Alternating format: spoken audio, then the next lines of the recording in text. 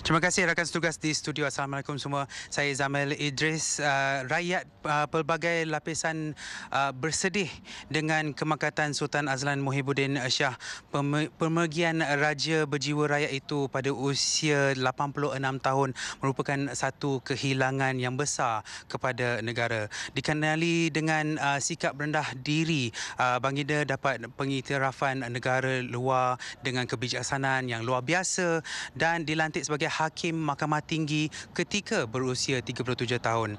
Dan baginda selaku Ketua Negeri juga telah memainkan peranan penting dalam penentuan kerajaan negeri ketika pergolakan politik yang telah berlaku di Perak pada tahun 2009.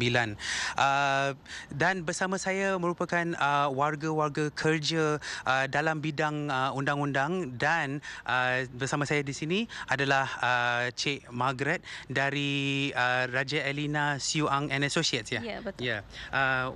What is your feeling towards what is happening today? Actually, today is a very sad day for us. Even our Sultan is passed away.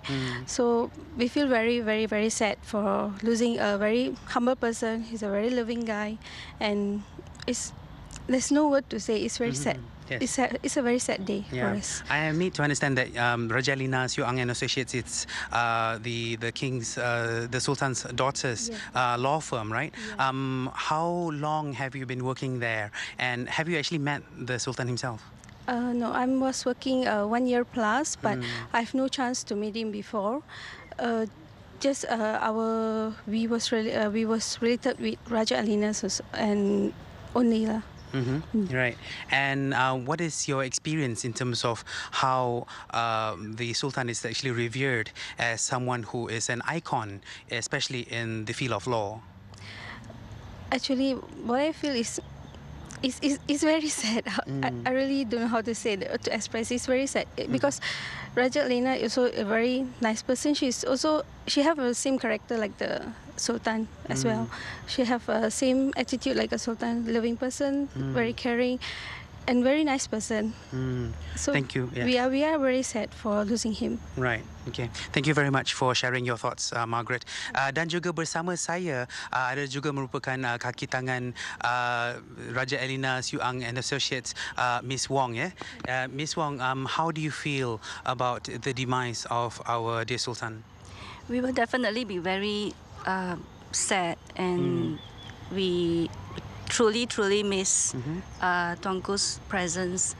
Tuanku has been an inspiration to many, and Tuanku is a very compassionate person. Yes. The little that I know Tuanku, but through some little conversations with Tuanku, we feel that he's a great. Tuanku is a great leader, and we really feel the loss of him. Compassionate and great leader. Right. You work closely with the Tuanku's daughter, right? That's right. Have you met and also worked with Tuanku himself? Not directly. Right. Yeah. What is your how should I say, personal opinion, or would you say the people of Perak's opinion, the feeling of love that we have for our dear Tuanku?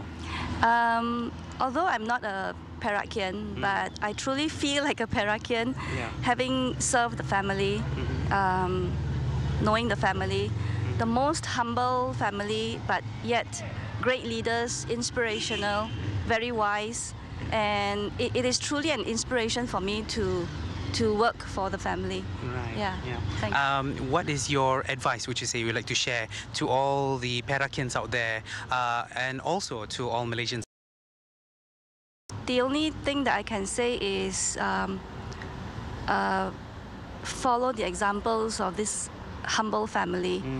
Learn from them all the inspirational messages that they have presented to not just this rakyat of Malaysia, but to the whole world as well, from the family. Okay. So a lot to learn, and there are many books written and many articles, speeches, they are great inspiration for everybody.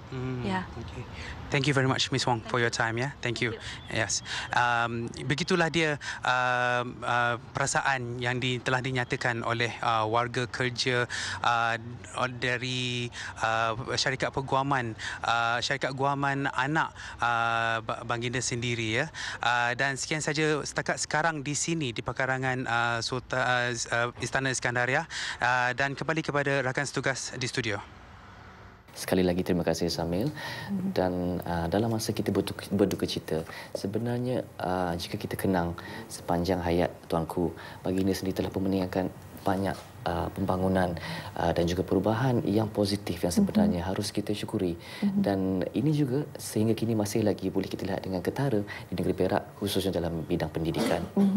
Baik, Duli Yang Maha Mulia Paduka Seri Sultan Azlan Shah ni memangnya terkenal dan sebati dengan gelaran pemerintah berjiwa rakyat, ya. Kepimpinan baginda terserlah kerana setanding tahap intelektual yang tinggi, selain bertanggungjawab juga terhadap kepimpinan di bawahnya, malah sentiasa mengikuti perkembangan rakyat baik dari segi akademik maupun sukan dan juga sebagainya.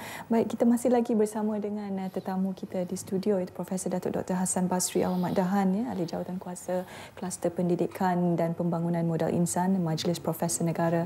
Dan bila kita bercakap tentang negeri Perak Darul Rizwan ini, ya, sebuah negeri yang begitu tinggi dengan adat, juga tinggi daripada pelbagai institusi pendidikan, boleh kenali dengan UPSI, ya, institusi yang dikaitkan dengan Universiti Islam Sultan Azlan Shah, Madrasah Idrisiyah daripada sudut agama, dan sama ratanya. Dan bagaimana Profesor Datuk melihat signifikan Tuanku Sultan dalam konteks pendidikan di negeri Perak? Ya, terima kasih Hazrin. Ya, sekali lagi yang kita sebutkan tadi, cuma di dalam mungkin perbincangan ini kita lebih fokus pada di negeri Perak sendiri. Memang benar, saya kalau boleh nak merujuk sedikit kembali ke belakang, ya, tentang Nenda tuanku sendiri, di mana seperti yang saya sebutkan tadi, Madrasah Idrisiyah itu diasaskan pada ketika itu, iaitu pada tahun awal 1900, ya. Dan diberi nama Madrasah Idrisiyah, dinisbahkan kepada Nenda baginda, iaitu Sultan Idris, yang dikata Mursyidul Azam Shah tu. Dan sekolah itu sampai hari ini ada di sana, di Kuala Kangsar, dekat dengan istana. Dan dia sangat special, sangat istimewa pada perhatian tuanku Sultan Azlan. Untuk maklumat, pada setiap tahun tuanku akan mengadakan majlis berbuka puasa khusus untuk 3 sekolah ataupun 3 institusi. Pertamanya Madrasah Idrisiyah ini, kedua Kolej Melayu Kuala Kangsar, dan ketiga Kolej Universiti Islam Sultan Azlan Shah. Ini saya akan cerita sekejap lagi yang ni. Jadi itu keistimewaan yang mereka dapat. Itu yang katakan Raja Berjiwa Rakyat. Memang tuanku memberikan majlis buka puasa khusus untuk mereka. Kemudian selain daripada itu, tuanku akan menjemput guru-guru ke istana untuk berbuka puasa di bulan Ramadan. Selain daripada yang sekolah-sekolah lain, yang 3 ni pun juga mendapat kesempatan itu. Selain daripada mereka mendapat majlis buka puasa di sekolah mereka, yang dia diurus oleh tuanku sendiri, ataupun diberikan oleh tuanku sendiri.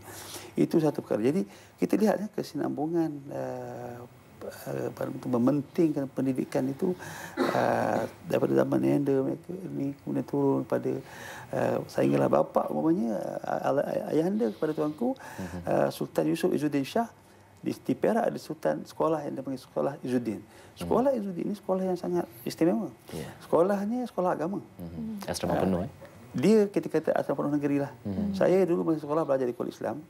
Jadi Kolej Islam ni daripada seluruh Malaysia datang kan. Kalau daripada Perak, daripada Izzuddin lah. Dia ada satu lagi sekolah, iaitu Sekolah Raja Ta'iyah. Juga daripada keluarga dia raja. Untuk melihatkan bahawa mereka ni satunya terlibat di dalam pendidikan itu. Dia bukan hanya sekadar penamaan, tapi mereka terlibat. Jadi sekolah itu cemerlang.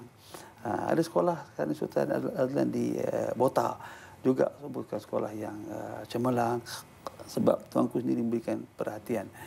Berbalik kepada kolej Universiti Islam Sultan Azlan Shah, KUISAS dipanggil. Kolej ini ditubuhkan pada tahun 1999 di Perak. Dinamakan Kolej Perak Darul. Tetapi atas titah tuanku, kolej ini dipindahkan ke Kuala Kangsar. Dipindahkan ke Kuala Kangsar, dan sekarang pejabat ini kolej itu di Kuala Kangsar. Saya dah melawat kolej itu sendiri. Dan atas titah tuanku juga, tuanku mahukan kolej ini menjadi kolej universiti. Alhamdulillah pada tahun 2012, kalau tidak silap saya, ataupun 2013 tahun lepas, kolej ini telah dapat pengiktirafan kolej universiti daripada KPT, sekarang di Kementerian Pendidikan, dulu KPT. Itu usaha di mana tuanku campur tangan sendiri dalam perkara ini, melihat dan mengikuti perkembangan, memastikan perkara itu tercapai. Jadi kolej Universiti Sultan Azlan Shah ataupun kolej Universiti Islam Sultan Azlan Shah ini berada di Kuala Kangsar. Begitu juga kalau kita lihat penamaan istana dinisbahkan kepada sultan, kan, menunjukkan sultan itu dia menempatkan kedudukan di dalam masyarakat itu sendiri. Kan, macam istana Bukit Candan dulu, sebelum itu istana Bukit Candan, sekarang namakan istana Idrisiyah, istana Iskandaria. Itu dinisbah kepada Sultan Iskandar yang memerintah, yang saya sebut tadi, yang mengasaskan penubuhan Malay Reserve Unit itu, kan, tentera sukarela. Itu semua penglibatan mereka. Itu berkaitan dengan Baik Prof Datuk. Dan dalam kita mengenang, bukan sahaja sumbangan tuanku dalam pelbagai bidang. Kita juga ingin dengarkan juga mungkin suara ataupun luahan daripada golongan belia ataupun anak muda juga. Dan di talian sekarang ini Saudara Khairul Azwan Harun yang merupakan Naib Ketua Pemuda UMNO Malaysia. Assalamualaikum Saudara Khairul. Assalamualaikum warahmatullahi. Baik, jadi mungkin ada yang ingin diucapkan oleh Saudara Khairul sendiri atas kemangkatan Tuanku Sultan Azlan Shah. Silakan. Ya, terima kasih. Saya mewakili kepimpinan dan ahli-ahli pemuda UMNO dan Barisan Nasional Malaysia merapat sembah takziah buat ahli keluarga Diraja Perak. Dan sesungguhnya kami berasa amat sedih di atas kemangkatan Kebawah Peduli Yang Maha Mulia Tuanku, kerana Tuanku merupakan seorang raja yang cukup dekat dengan rakyat dan baginda merasai denyut nadi rakyat. Legasi almarhum Sultan Azlan Shah begitu besar buat rakyat dan punyai banyak nilai dan makna, dan kehilangan ini sudah tentu dirasai oleh kesemuanya. Saudara Azwan adalah juga anak jati Perak, berasal dari Pasir Salak. Mungkin sepanjang membesar di Pasir Salak, boleh Saudara Azwan kongsi bersama kami tentang kenangan manis baginda mungkin ketika berada di Pasir Salak dan juga pengalaman hidup di Perak. Ya, sebagai anak jati Perak yang membesar di Ipoh dan juga di Pasir Salak sendiri, saya ingat saya memori zaman kecil sehinggalah ke hari ini. Saya hanya mengenali Kebawah Peduli Yang Maha Mulia almarhum Sultan Azlan sebagai Raja Pemerintah Negeri dan mempunyai sumbangan yang besar buat kami anak muda, terutama anak muda negeri Perak sejak dari dulu. Kami cukup mengenali baginda sebagai tokoh, bukan saja sebagai seorang raja, tapi tokoh dalam bidang kesukanan, kemasyarakatan, dan yang lebih penting adalah bidang keilmuan yang begitu berketara. Baginda dilihat sebagai sebuah simbol keilmuan dengan menjadi Chancellor universiti tertua di negara kita, Universiti Melaya, dan dengan pelbagai pembangunan terutama keilmuan di negeri Perak sendiri, seperti yang disebut oleh pembicara tadi, Madrasah Idrisiyahnya dan juga tertubuhnya Kolej Universiti Islam Sultan Azlan Shah, ini semua merupakan legasi yang akan berterusan dan akan terus diingati oleh rakyat sampai bila-bila. Jadi untuk saya sebagai anak muda, tuanku adalah simbol keilmuan dan ini adalah merupakan asas penting buat kami anak muda untuk terus berada dalam negara dan memastikan masa hadapan yang lebih baik. Baik, terima kasih Saudara Khairul di atas perkongsian pendapat dan juga pengalaman sebagai seorang anak muda yang membesar di Perak dan juga kini terlibat dalam bidang kepimpinan juga. Jadi jelas kita lihat di sini bahawa mungkin khusus dalam bidang pendidikan itu sendiri memberi kesan seperti kepada anak muda yang merasai pembangunan pendidikan di negeri Perak, apatah lagi di seluruh negara, kerana saya yakin sumbangan Tuanku bukan terhad pada negeri Perak sahaja, malah seluruh negara juga sebenarnya merasai sumbangan baginda dalam bidang pendidikan ini, Prof. Datuk. Yes, kalau kita balik kepada apa yang disebutkan oleh Hazri tentang sumbangan kepada negara itu, benar sekali, kerana penubuhan pusat pengajian pendidikan yang pertama di negara kita di Perak, iaitu SITC yang saya sebutkan tadi kan, pada tahun 1922. Kita bayangkan lama. Yang pertama lah dalam negara, dan perkara itu dan nama itu disebahkan kepada Sultan Idris yang saya sebutkan tadi.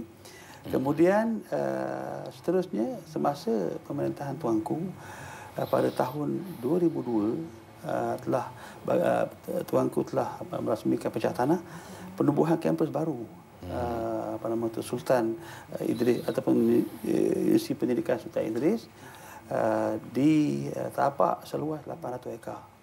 Tanah diberikan oleh Kerajaan Negeri Perak kepada Universiti Pendidikan Sultan Idris untuk memberi khidmat kepada anak bangsa di negara lah. Kerana yang belajar di UPSI bukan daripada Perak sahaja, seluruh Malaysia.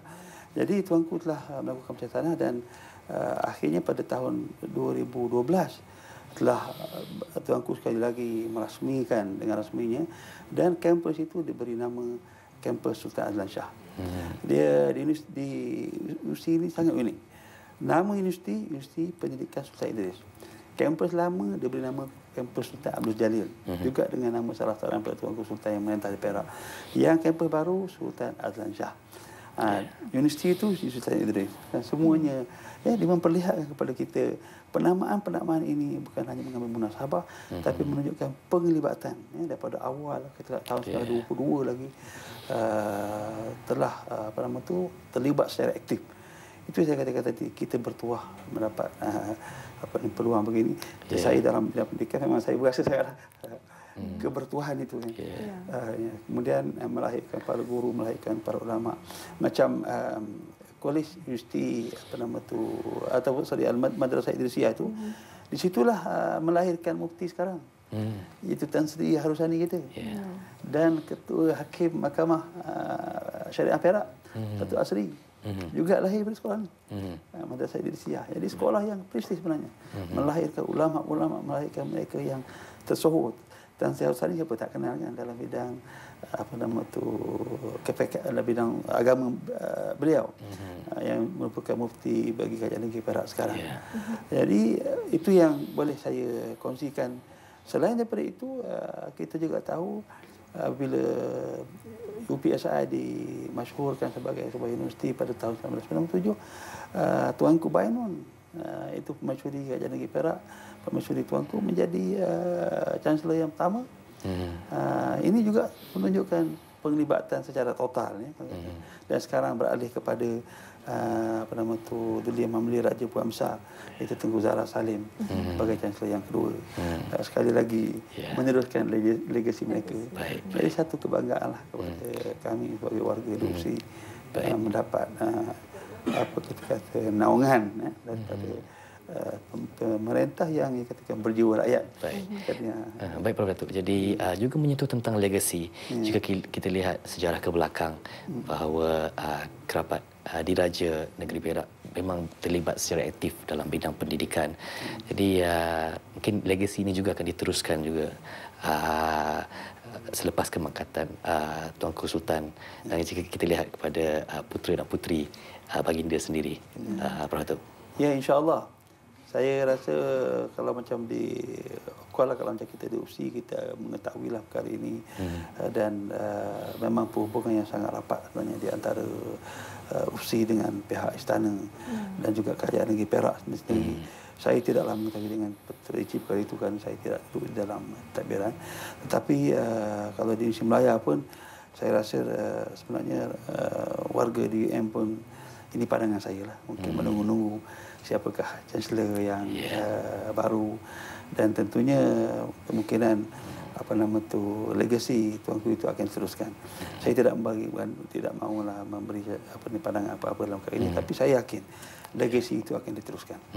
Bahkan Tuanku bukan sekadar pemimpin negara tetapi sebagai seorang ketua keluarga, sebagai seorang ayahanda kepada putera dan puteri baginda sendiri. Jadi saya kira baginda juga membesarkan putera dan puteri juga dengan penuh komitmen dalam bidang pembangunan pendidikan mereka juga.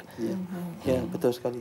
Malah bukan sekadar anak-anda ataupun puteri-puteri, menantu pun juga mereka yang terlibat dalam mereka, masya-Allah.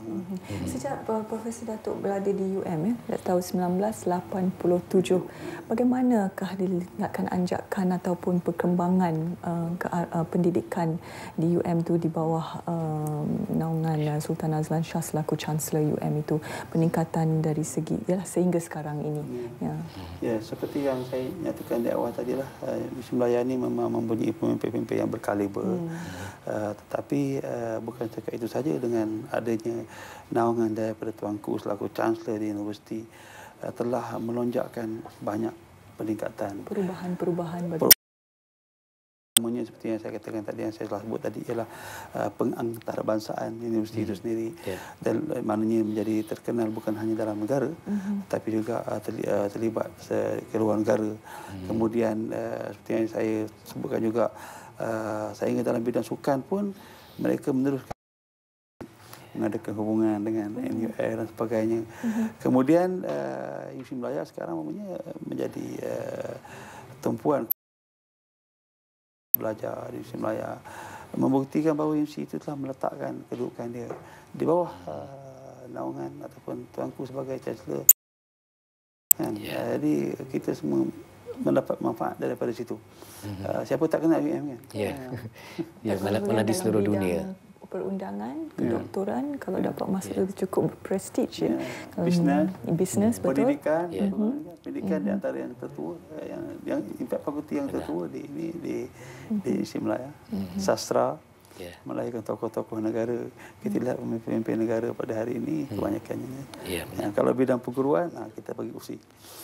UPSI kita lihat tokoh-tokohnya. Ya, jadi dalam kesempatan ini, Prof Datuk, mungkin Prof Datuk sendiri ingin menyampaikan. Saya sebagai rakyat, salah seorang rakyat jelata, memang ingin menyampaikan sembah takziah kepada